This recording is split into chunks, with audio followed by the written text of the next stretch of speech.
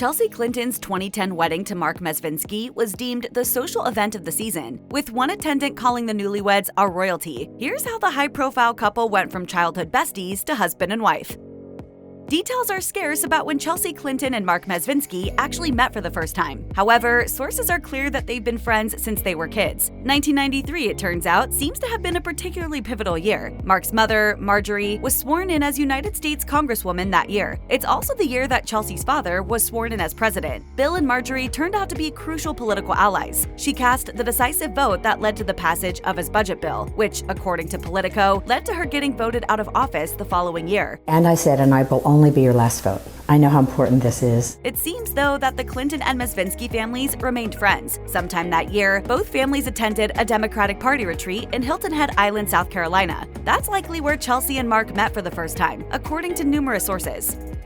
By 1997, Chelsea's teenage years in the White House were coming to an end. This meant the time had come for her to choose somewhere to go to college. Naturally, there was much speculation about where she would end up. The news finally broke in April 1997 when CNN reported that Clinton had chosen Stanford University. President Clinton told reporters, "She had wonderful choices. She made her own decision. Her mother and I are proud of her and support her." Quickly, though, the press noticed something about Chelsea's choice of school. Stanford was the same school attended by her old pal, Marc Mezvinsky. While speculation ran rampant that Chelsea chose Stanford to get closer to Marc, his mother quashed any rumors of romance. The former U.S. Congresswoman told the Spokesman Review, "I think she's too smart for that. They're really good friends, just dear friends."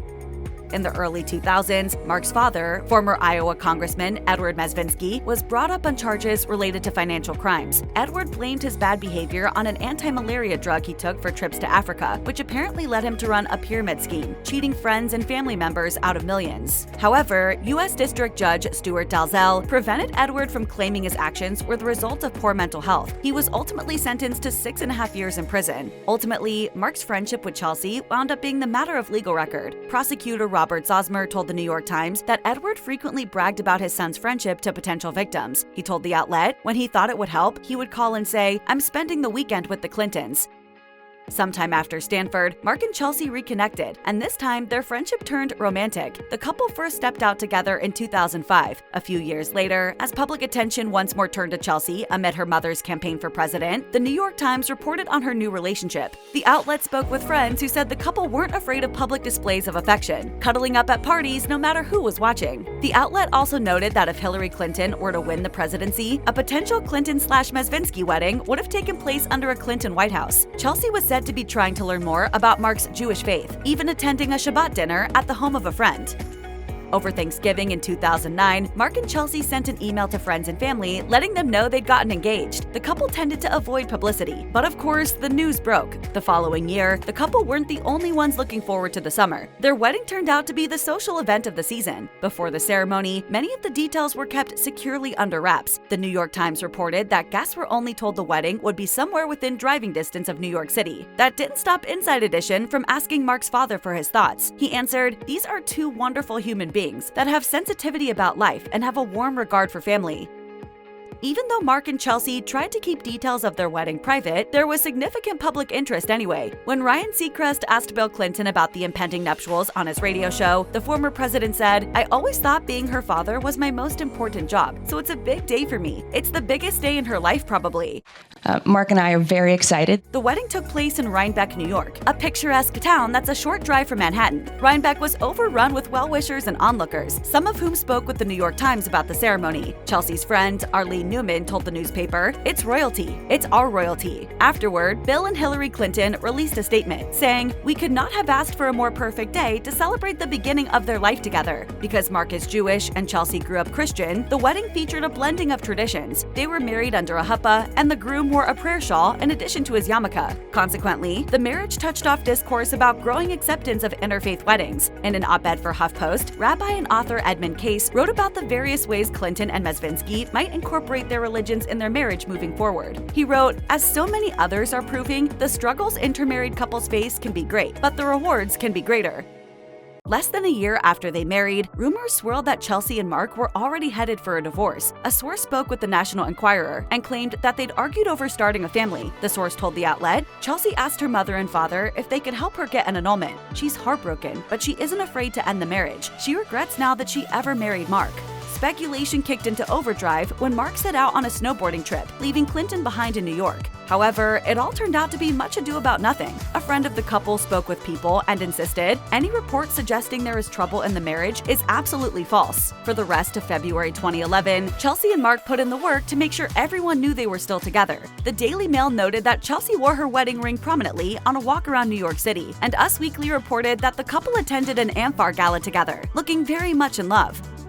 By the time 2014 rolled around, Chelsea and Marc had been married for only a few years and had already dealt with rampant speculation in the press about a possible divorce. However, they powered through it all, and that year, Clinton opened up about married life in an interview on Mondays with Marlo. Both Chelsea and Marc had high-powered jobs, which meant they needed to work out a way to remain committed to one another, even though they weren't necessarily spending as much time together as they would have liked. Date nights, it turned out, became incredibly important to the couple. They insisted on at least one a week. Chelsea said on the show, "Sometimes that means there are weeks where we don't really see our friends, but we ensure that every week at least we have one date night." Furthermore, Chelsea also emphasized the importance of regular communication, saying, "We ensure that if we're really tired one night, we don't talk about our days. That's okay, but we never have 2 days where we don't talk about our days." Their regular check-ins made sure both parties felt both supported and informed about what their partners were up to. Chelsea added, "We do little things like that might sound manufactured, but that are really important to the discipline of maintaining strong communication and the bonds that are so important to each of us."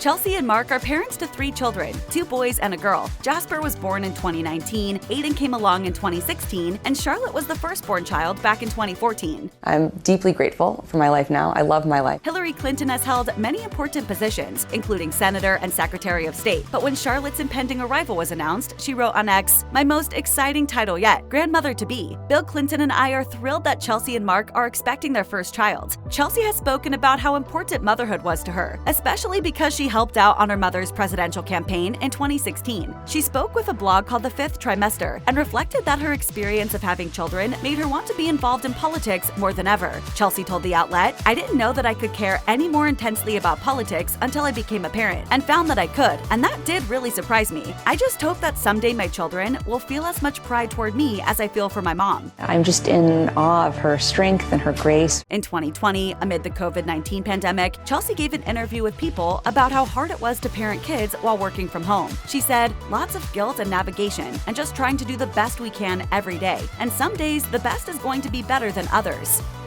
With her first daughter's first birthday approaching, Chelsea spoke with People about life as a mom. She said she was loving it and that being a mom made her reconsider many relationships in her life. She told the outlet, "Somehow, I love my husband even more. I love my parents even more. I think my love for Charlotte has just opened more space in my heart and my brain that I didn't even know was there." Chelsea did have one gripe, however. Her husband apparently avoided diaper duty. She insisted that her husband helped out in other ways, telling the magazine that his reluctance to change dirty diapers was the exception. In fact, she said it had become a running joke between them. She told People, "He's so attentive. He's so engaged with her, reading to her, helping her get dressed, getting her into her pajamas at night, helping give her a bath, everything else." Apparently, Marc wasn't particularly happy that his wife shared this information in the pages of People. Clinton appeared on Today shortly after the interview and revealed that her husband had started to pitch in. She shared, "He was really rather mortified that I shared that, so he's been changing lots of diapers in the last week. I didn't know that would have the impact it would. If I did, I would have talked to People much earlier."